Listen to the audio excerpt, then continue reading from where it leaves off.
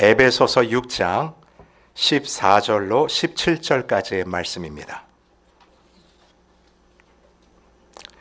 에베소서 6장 14절로 17절까지 우리 한 절씩 교독하시고 17절은 합독하도록 합니다. 14절을 먼저 읽겠습니다. 그런즉 서서 진리로 너희 허리띠를 띠고 의의 호심경을 붙이고 평안의 복음이 준비한 것으로 신을 신고 모든 것 위에 믿음의 방패를 가지고 이로써 능히 약한 자의 모든 보라사를 소멸하고 구원의 투구와 성령의 검 곧 하나님의 말씀을 가지라. 아멘. 우리 말씀 듣기 전에 앞뒤 좌우로 가장 크게 웃을 수 있는 웃음으로 서로 인사 좀 하시죠. 반갑습니다. 잘 오셨습니다. 보고 싶었습니다. 여러분 어떻게 일주일 동안 믿음의 방패 잘 활용하셨나요? 아멘. 그렇죠. 이 믿음의 방패는 나를 막는 것도 그 목적이기도 하지만 믿음의 방패는 서로가 서로를 연결하는 방패라고 말씀을 드렸어요. 그런 의미에서 오늘 함께 드리는 이 예배의 현장이요, 너무나 귀하다라고 생각이 되어집니다. 신앙은 나 혼자 가는 게 아니지 않습니까? 함께 가는 길이기에 서로를 위해서 지켜주는 이 믿음의 방패가 얼마나 귀한지 몰라요.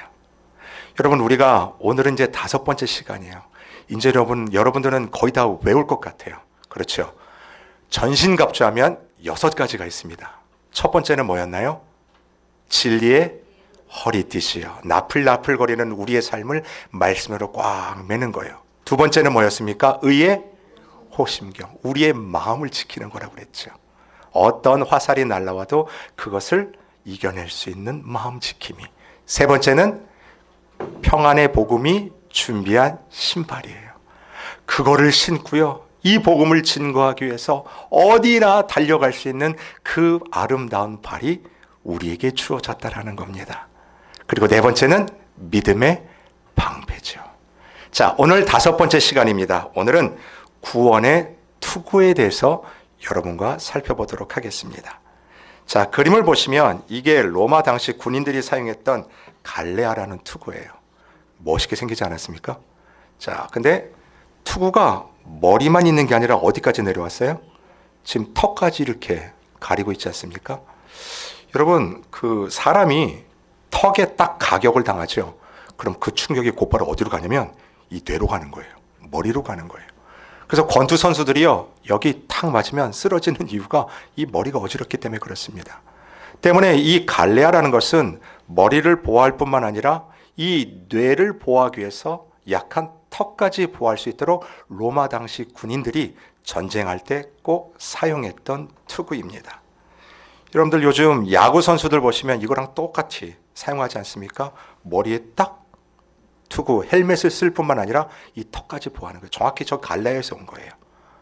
자, 그리고 여러분들 우리 자녀들이 자전거를 요즘 타고 다니지 않아요? 다른 보호 장구를 착용 안 해도 딱지를, 티켓을 안 끊지만 이 헬멧을 안 쓸 때는 경찰한테 걸리면 바로 티켓을 끊게 되어 있습니다. 그 이유가 무엇이겠습니까? 이 머리가 그만큼 중요하다라는 거예요. 여러분, 당시 이 로마 군인들이 전쟁했던 당시 때는 거의 다 육탄전이라고 말씀드리지 않습니까? 칼을 들고 나가서 목숨을 다해서 막 부딪히면서 서로 싸우는 거예요. 여러분, 그 싸움을 하다가 얼마나 몸이 많이 다치겠습니까? 근데 생각해 보세요. 이 팔다리 다치는 이 부상들은요, 어느 정도 시간이 지나고 회복의 과정을 지나면 다시 사용할 수 있고 정상적으로 활동을 할 수가 있습니다. 근데 여러분, 그 전쟁통에서 머리를 다치면 어때요? 사지가 멀쩡해도 회복할 길이 영원하다라는 거죠. 여러분, 이 머리가 왜 중요하냐면 머리를 통해서 생각을 할 수 있는 거예요. 여러분들이 오늘도 생각하고 내 팔다리 움직이고 내가 활동할 수 있는 것은 맨 먼저 머리에서 생각을 내리고 그것이 중추신경을 통해서 전달하기 때문이에요. 그러니까 여러분들이 오늘도 말을 하시고 이렇게 활동할 수 있는 모든 것은 실은 어디에서부터 오는 오더예요? 이 머리, 뇌로부터 오는 오더라는 거죠.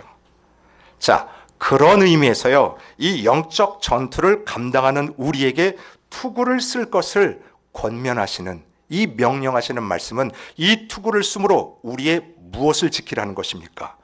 생각을 지키라는 거예요. 여러분, 투구는 우리의 생각을 지키는 것입니다. 이 성경에서는 우리 성도들이 마땅히 갖춰야 될 생각이 무엇이고 그 생각을 지키는 것이 왜 중요한지를 성경은 늘 강조하고 있어요. 여러분, 로마서 8장 5절과 6절 제가 읽어드립니다. 육신을 따르는 자는 육신의 일을, 영을 따르는 자는 영의 일을 생각하나니 육신의 생각은 사망이요 영의 생각은 생명과 평안이니라. 아멘. 보십시오. 이 생각이 눈에 보이지 않는다고 성도들이 아무 생각해서 안 된다라는 거예요. 여러분의 생각이 세상 것으로 침투되지 않도록 여러분의 생각을 보호해야 한다는 것입니다. 왜냐하면 이 눈에 보이지 않는 이 생각이 어떠한 결과로 드러나냐면 한쪽은 사망이라는 결과로 드러나게 돼 있어요. 그건 무슨 생각이에요? 육신의 생각이라는 거예요. 또 한 가지, 내 삶 속에서 드러나는 이 평안과 기쁨이 있는데 그것의 근원, 그 생각은 바로 영의 생각이라는 거죠. 여러분, 영국 총리의 마가렛 대처를 여러분 아실 겁니다. 이 대처가 참 많은 명언을 남겼는데 저는 분명 이 명언은 성경을 보고 했던 명언이라고 생각이 들어요. 한번 들어보십시오. 생각을 조심하라, 말이 된다. 말을 조심하라, 행동이 된다. 행동을 조심하라, 습관이 된다. 습관을 조심하라, 성격이 된다. 우린 생각하는 대로 된다. 여러분, 왜 그런 말을 하시고 왜 삶 속에 그런 행동들을 할까요? 왜요? 생각 때문에 그런다는 거죠. 성경은 그래서 우리 성도들에게 이 생각 지킬 것을 참 중요하게 여기고 있습니다. 신약 성경에 보시면 여러분 가론 유다가 나오지 않습니까? 이 가론 유다에 대한 평가가 이렇게 나옵니다. 마귀가 벌써 시몬의 아들 가론 유다의 마음에 예수를 팔려는 무엇을 넣었어요? 생각을 넣었더라. 여러분, 저는 이 말씀 보면 참 무서워요. 두려워요. 여러분, 이 가론 유다가 무엇이 빼앗긴 거예요? 생각을 빼앗긴 거예요. 여러분, 이게 성경의 평가라는 것입니다. 이 가론 유다가 예수를 판 그 자체로 그의 인생이 망한 거 맞지요? 그런데 그 전에 그의 생각이 이 사탄에게 내어주었다라는 거죠. 여러분, 이처럼 가론 유다를 유혹했던 사탄의 생각의 공격이 실은 어마어마하게 이 시대 가운데 저와 여러분을 향해서 특별히 생각으로 공격해 오고 있다는 거예요. 특별히 우리가 미국 땅에 살면서요, 물질관에 대한 세상의 가치관, 여러분 돈이 있으면 다 된다라고는 그 생각들이 어느 순간 우리 성도와 교회 가운데도 팽배해졌다라는 거죠. 평안의 기준, 내가 예수 그리스도를 믿기 때문에 가는 평안의 기준이 아니라 성도들조차도 세상이 말하는 평안의 기준들, 그것들을 통해 내 생각들이 흔들리고 있다는 거예요. 여러분, 거기에 흔들리지 않기 위해 성도들이 무엇을 써야 된다라고요? 투구를 써야 된다라는 것입니다. 근데 오늘 이 사도 바울이 강조하고 있는 투구는 그냥 투구가 아닙니다. 그 앞에 무엇이 붙었죠? 구원의 투구예요.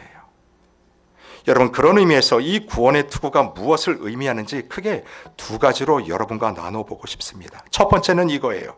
내가 구원의 투구를 딱 쓴다는 것이 무엇을 의미하냐면, 첫 번째는 내가 받은 구원의 대가를 아는 것.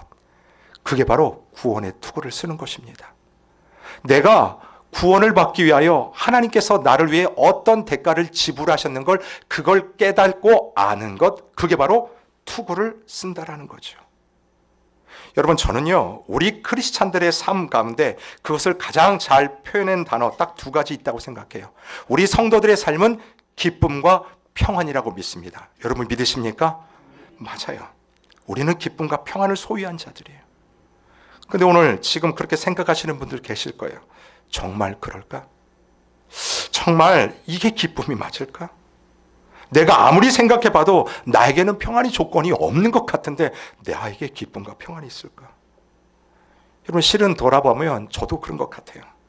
참 제 자신을 봐도 참 연약하고 쓰러질 수밖에 없는 자라는 것을 참 생각합니다. 그리고 왜 이렇게 문제가 많은지 모르겠어요. 뒤돌아보면 문제예요. 여러분들도 그 문제 다 가지고 계시지 않습니까? 근데 그 문제 앞에서 그래도 내가 해결할 수 있고 그나마 숨 쉬고 살만하면 뭐라고 얘기해요? 아, 하나님의 은혜입니다. 하나님 감사합니다. 그런 고백들 하죠. 그런데 여러분 어떻습니까? 여러분이 계획하지도 않았던 그 일들 가운데 숨 막히는 그 어려움들이 여러분 삶을 쫙 덮칠 때는 어때요? 그것을 통해서 여러분들의 삶의 파운데이션이 완전 송두리째 흔들릴 때 이런 생각들 안 해보셨습니까? 정말 하나님이 날 이끌고 가시는 건 맞나?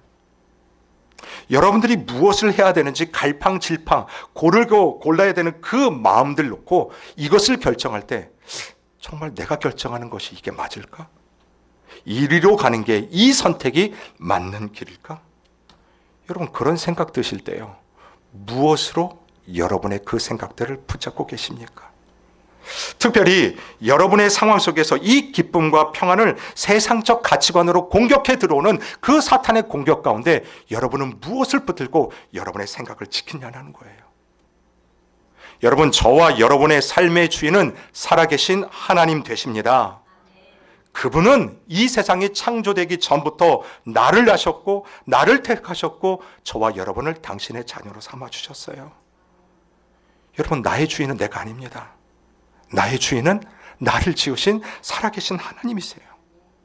우리가 처한 상황 때문에 내가 갈 바를 알지 못하고 내가 선택하지 못하는 그 상황 속에서도 여전히 하나님은 변함없으신 나를 사랑하시는 아버지 되신다라는 거예요. 때문에 여러분들이 고민하고 갈등하는 그 상황 속에서 여러분, 나를 치고 들어오는 그 생각의 공격 속에서요, 나를 위해서 하나님께서 어떤 일을 하셨는가, 그것만 생각할 수 있다면 분명히 우리는 이렇게 고백할 수 있습니다. 나의 삶은 기쁨과 평안이었습니다. 환경이 아니었습니다.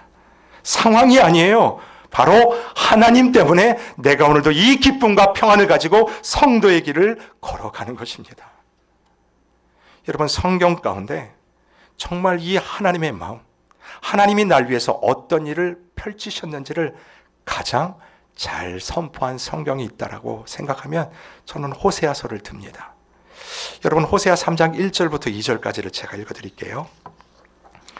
여호와께서 내게 이르시되 이스라엘 자손이 다른 신을 섬기고 건포도 과자를 즐길지라도 여호와가 그들을 사랑하나니 너는 또 가서 타인의 사랑을 받아 음녀가 된 그 여자를 사랑하라 하시기로 내가 은 15개와 보리 한 호멜 반으로 나를 위하여 그를 사고. 여러분, 호세아서를 잘 알지 않습니까? 자, 표면적으로 드러난 것은 호세아서는 남편 호세아가 있고, 그리고 그 남편의 사랑을 떠나 다른 남자 품을 쫓아가는 아내 고멜이 등장하지 않습니까? 근데 이게 자꾸 남편 품을 떠나가지고 다른 남자에게 도망가는 그 고멜이 실은 누구라는 거예요? 바로 나라는 거예요. 그게 바로 이스라엘이라는 것입니다. 그리고 그 도망가는 아내를 끝까지 찾아다니는 호세아는 누구를 표현한 겁니까? 하나님을 표현한 거예요. 여러분, 생각해 보십시오. 이 호세아 선지자는 실질적으로 하나님의 이 애통한 마음을 실제로 체험하고 몸속 경험했던 선지자입니다. 부부가 결혼을 해서 신의를 지키고 살아야 되지 않습니까? 근데 이 아내가 자고 일어나면 집을 나가 있는 거예요. 내가 아닌 다른 남자 품을 향해서 자꾸 도망을 갑니다. 여러분, 이게 결혼 생활이 될까요? 안 되죠. 그래서 이 호세아는 이 자기 아내를 끊으려고 합니다. 근데 그때마다 하나님께서 호세아에게 뭐라고 명령하시냐면 그 아내를 사랑하라는 거예요. 오늘도 보십시오. 타인의 사랑을 받아 음녀가 된 그 여자를 사랑하라라는 거예요. 여러분, 이 명령을 받은 호세의 마음 여러분 이해가 되지 않습니까? 절대로 사랑할 수 없는 여인을 사랑하는 그 하나님의 명령 앞에 이 호세아가 한 것이 있어요. 그 담을 보세요.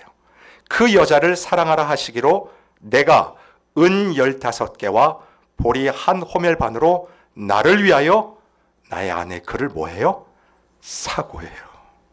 이게 말이 됩니까?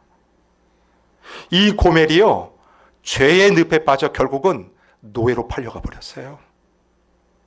이 아내가 지금 노예 경매 시장에 딱 나와 있습니다. 근데 하나님이 고멜을 구하기 위해서 호세아를 그 경매장으로 보낸 거예요. 그리고 장장 얼마를 들여 자기 아내를 사옵니까? 은 15개 보리 그리고 한 호멜 반을 들여서 자기 전 재산을 들여서 그 아내를 사오는 호세아의 심정을 한번 생각해 보십시오. 이해가 안 돼요.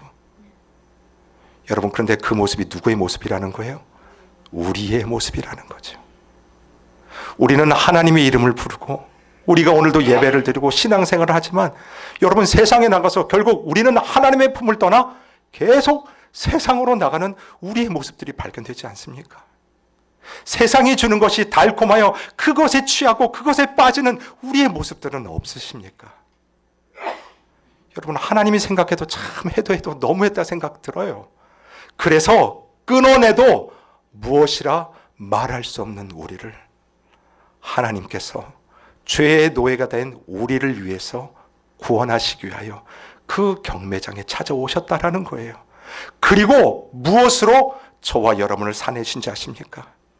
이것은 같이 읽도록 하겠습니다. 시작.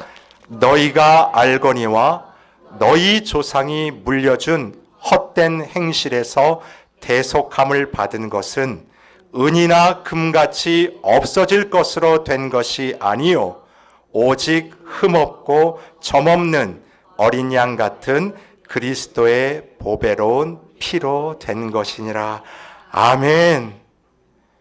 여러분, 피눈물 나는 심정으로 호세아가 자기의 전 재산을 들여 집 나간 그 아내를 사온 것처럼 죄의 노예가 되고 속박된 여러분을 구속하기 위하여 하나님이 지불하신 돈이 뭔지 아십니까? 바로 이거예요. 그리스도의 보배로운 피입니다. 무엇으로도 비교할 수 없는 당신의 하나밖에 없는 독생자 예수 그리스도의 십자가의 피를 통하여 저와 여러분을 구원해 내셨다라는 거예요. 여러분, 이게 바로 구원받았다라는 의미입니다. 내가 오늘도 교회를 다닌다라는 말은 예전에는 착하지 않았는데 내가 착하게 한번 살아보겠다, 좀 교양 있게 살아보겠다, 그런 의미로 신앙생활하는 것이 아니에요. 내가 오늘도 교회를 다니고 하나님을 믿는다라는 말은 내가 예수 그리스도를 믿는다라는 뜻입니다. 이 예수 그리스도를 믿는다라는 뜻은 나를 대속하기 위하여 자기의 하나밖에 없는 목숨도 초계와 같이 내어 놓으셨다, 그것을 믿는 것, 그게 바로 구원이에요. 여러분, 세상이 치고 들어오는 그 생각의 공격 가운데 여러분 무슨 투구를 쓰라고요? 이 구원의 투구를 딱 쓰라는 거예요. 세상이 나를 향하여 정죄의 화살을 날리고 어떠한 화살을 날릴지라도 나는 하나님의, 특별히 예수 그리스도의 십자가의 보혈의 피로 구속받은 하나님의 백성이다. 이것으로 구원의 투구를 쓰라는 것입니다. 여러분, 바로 이 사실이 우리와 우리의 삶 가운데 어떤 능력을 주는지를 한번 보았으면 좋겠어요. 여러분, 이게 두 번째 의미인데, 내가 이 구원의 투구를 쓰게 될 때요, 그 의미는 뭐냐면 바로 내가 어떠한 상황 가운데 이 구원을 받았는지를 아는 것이라고 말씀드렸죠. 그 알미 우리 삶 가운데 주는 능력이 있습니다. 이건 따라했으면 좋겠습니다. 확신하게 된다. 그렇죠. 확신하게 되는 거예요. 내가 확실히 알게 되었다라는 뜻이죠. 여러분, 성경에서는 이 구원을 아는 것을 굉장히 중요하게 이야기합니다. 왜냐하면 안다, 모른다가 너무나 중요하기 때문에 그래요. 여러분, 마태복음 7장 23절의 말씀입니다. 그때에 내가 그들에게 밝히 말하되 내가 너희를 도무지 뭐한다고요? 알지 못한다. 아니, 하나님, 나는 하나님을 위해서 열심히 헌금도 하고 예배드리고 기도도 열심히 하고 예배도 열심히 참석했는데 도대체 이게 무슨 말일까요? 하나님 앞에 딱 섰더니 하나님이 말씀하시는 게 이거예요. 나는 너를 도무지 알지 못한다. 여러분 모른다, 이게 결국 무슨 뜻입니까? 바로 심판이요 멸망이라는 뜻입니다.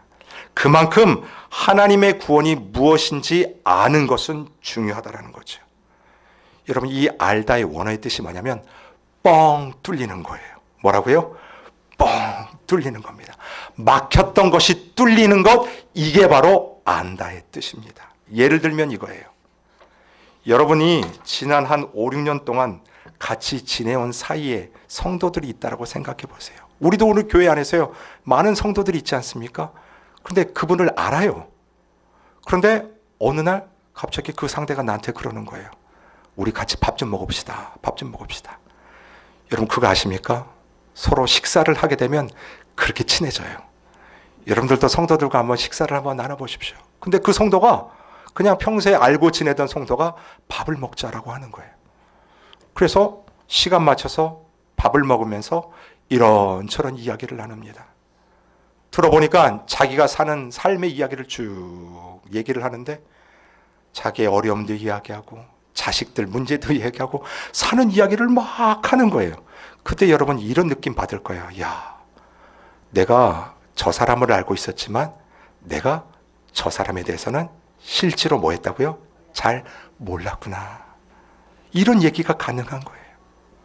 그러면서 그분이 왜 그렇게 행동을 했고 왜 그렇게 얘기했고 왜 그렇게 살아가는지가 드디어 뭐예요? 이해가 되기 시작하는 거예요. 여러분, 이게 바로 안다라는 뜻입니다. 내가 그분을 안다라는 것은 그분의 삶을 정말 이제 뻥 뚫어지는 그 관계 속에서 내가 알게 되었다라는 뜻이에요. 근데 여러분, 정확하게 하나님과의 관계 속에서도 이 안다의 은혜가 있다라는 것입니다. 여러분이 지난 수년 동안 아니면 수십 년 동안 교회를 다녔어요. 그러면서 성경 말씀들 듣고 배우기도 하고 설교도 계속 들어. 근데 어느 날 이 안다라고 하는 뻥 뚫리는 관계 속에 딱 여러분이 들어가면 여러분 어떤 느낌이 드냐면, 야, 내가 지금까지는 하나님을 제대로 몰랐구나. 그리고 이제부터 비로소 하나님이 열어주시는 그 뻥 뚫리는 관계 속에 내가 들어가는 것입니다. 여러분, 그 관계 속에 들어갈 때 어떤 변화가 나는지 아세요? 왜 옆에 사람이 설교를 듣고 말씀을 들을 때 그렇게 눈물을 흘리는지가 이해가 되는 거예요. 왜 기도를 할 때 왜 이렇게 눈물이 나는지, 왜 이렇게 하나님 앞에 눈물 뿌려 기도하게 되는지 이해를 하게 되죠. 봐도 뭐 기쁠 것 없는 것 같은 사람 같은데 삶 속에서요, 기쁨이 충만한 게 이해가 되기 시작하는 거예요. 여러분, 왜 찬양을 부를 때마다 그렇게 소리 높여 하나님 앞에 손뼉치며 손을 올리는지가 이해가 되는 것입니다. 왜냐하면 뻥 뚫어지는 관계 속에서 내가 드디어 하나님을 알고 하나님이 나를 이 관계, 구원의 관계 속에 들어가는 것을 그 자리에서 경험하기 때문에 그렇습니다. 예수 그리스도의 십자가가 2000년 전 과거로 끝나는 것이 아니라 오늘 나를 살리시고 나에게 힘을 주는 사건으로 깨달아진다라는 거예요. 이 안다라는 사실이 저와 여러분에게 이러한 확신을 준다라는 것입니다. 그래서 여러분, 이 확신을 가질 때 우리가 이렇게 선포할 수 있습니다. 함께 읽겠습니다. 시작. 내가 확신하노니 사망이나 생명이나 천사들이나 권세자들이나 현재일이나 장래일이나 능력이나 높음이나 깊음이나 다른 어떤 피조물이라도 우리를 우리 주 그리스도 예수 안에 있는 하나님의 사랑에서 끊을 수 없으리라. 아멘. 여러분, 내가 확신한데요. 무엇을 확신합니까? 우리를 우리 주 그리스도 예수 안에 있는 하나님의 사랑에서 절대로 끊을 수 없다라는 그 사실을 확신하게 된다라는 것입니다. 여러분, 보십시오. 저 확신도 I am convinced예요. 내가 능동적으로 내가 생각해보니, 내가 경험해보니, 내가 확신한다가 아니에요. 확신을 당했다라는 뜻이에요. 누구에 의해서요? 하나님에 의해서요. 그 뻥 뚫어지는 관계 속에 들어가 보니 드디어 그것을 내가 깨닫는 거예요. 아하, 내가 받은 이 구원, 내가 받은 이 확신의 은혜 또한 나를 통하여 하나님이 나에게 주신 하나님의 은혜라는 것이 깨달아지기 시작했다라는 것입니다. 그러니 사랑하는 성도 여러분, 한 번 넘어졌다고 절대로 포기하지 마십시오. 여러분이 넘어져 있는 그 현장에서요, 주님의 십자가를 붙들고 다시 일어나십시오. 빛난 면류관 받는 최후의 승리가 여러분에게 보장되어 있다는 것을 믿고, 오늘도 진 것 같은, 오늘도 패배한 것 같은 그 삶 속에서 나는 졌다라고 선포하지 마시고 다시 박차고 일어나 최후의 승리는 내 것이라고 선포하는 여러분 되시기를 바랍니다. 그 구원의 투구를 쓰고 여러분의 생각을 붙들라는 거예요. 오늘 우리가 그 찬양 부르지 않았어요? 갈보리 산 위에 십자가 섰으니 주가 고난을 당한 표라. 험한 십자가를 내가 사랑함은 주가 보혈을 흘림이라. 최후 승리를 얻기까지 주의 십자가 사랑하리. 빛난 면류관 받기까지 험한 십자가 붙들겠네. 아멘이에요. 여러분, 우리가 붙든 건 이 십자가밖에 없어요. 그 십자가로 우리의 부족함도 다 채우신 게 하나님의 은혜 아닙니까? 저와 여러분이 그 은혜를 받고 오늘도 성도로서의 이름을 가지고 이 세상을 살아가는데, 세상에 쏘아올리는 화살 가운데 왜 그렇게 쓰러져 가십니까? 사랑하는 성도 여러분, 구원의 투구를 쓰십시오. 나를 사랑하시는 예수 그리스도의 십자가의 그 사랑을 가지고 여러분의 생각을 지켜내십시오. 여러분이 계획하고 있던 일이 차질이 생기셨습니까? 그게 끝난 게 아니에요. 여러분의 자녀들이 막 사고 쳤다고 여러분의 가정교육이 끝났어요? 절대로 그러지 않습니다. 여러분이 감당하고 있는 사업이 실패하셨어요? 그거 한번 실패하셨다고 여러분이 사업을 감당을 못할 사람이 아니라는 거예요, 여러분. 얼핏 보면 진 것 같고 겉은 낡아 보여도 여러분, 우리의 속사람은 예수 그리스도의 이 십자가의 사랑으로 말미암아 매일매일 새로워지고 있다는 것을 믿으시기를 바랍니다. 여러분, 그래서요, 눈에 보이는 것으로 판단하지 마세요. 우리는 눈에 보이는 것으로 사는 자들이 아니에요. 눈에 보이지 않는 더 큰 저 영의 세계를 믿고 사는 자들이 바로 저와 여러분이라는 것입니다. 힘들 때마다 이 구원의 투구를 쓰시고 하늘을 바라보세요. 위의 것을 바라보세요. 여러분을 오늘도 사랑해내시는 그 하나님의 사랑으로 일어나시는 여러분 되시기를 주님의 이름으로 축원을 드립니다. 그래서 마지막으로 우리가 로마서 8장 36절부터 37절까지 이렇게 고백할 수 있습니다. 이건 제가 읽어드릴게요. 기록된 바 우리가 종일 주를 위하여 죽임을 당하게 되며 도살당할 양같이 여김을 받나이다 함과 같으니라. 여러분 잘 보세요. 우리 그리스도인들의 삶이 늘 승승장구하면 좋겠죠. 그런데 그렇지 않는 삶이 있음을 여러분 알지 않습니까? 예수를 믿어도 오늘 저 사도 바울이 고백했던 것처럼 죽임을 당하는, 마치 내가 도살장에 끌려가는 그런 어려움도 분명히 우리 삶 가운데 있다는 것이 증거되지 않습니까? 그런데 사도 바울은 그것으로 끝을 맺지 않아요. 그 뒤 여김을 받았나이다 함과 같으니라. 같이 읽습니다. 시작. 그러나 이 모든 일에 우리를 사랑하시는 이로 말미암아 우리가 넉넉히 이기느니라. 아멘. 여러분, 어떻게 이겨요? 넉넉히 이기는 거예요. 조금 살뚱말뚱 그게 아니에요. 여러분, 도살장같이 끌려가는 그 삶 속에서도 여러분의 생각을 지켜야 되는 이유는 바로 이거예요. 여러분은 예수 그리스도의 그 승리의 깃발을 들고 넉넉히 이기는 예수 그리스도의 군사라는 뜻입니다.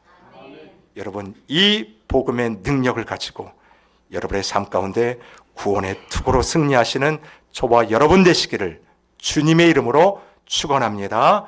아멘.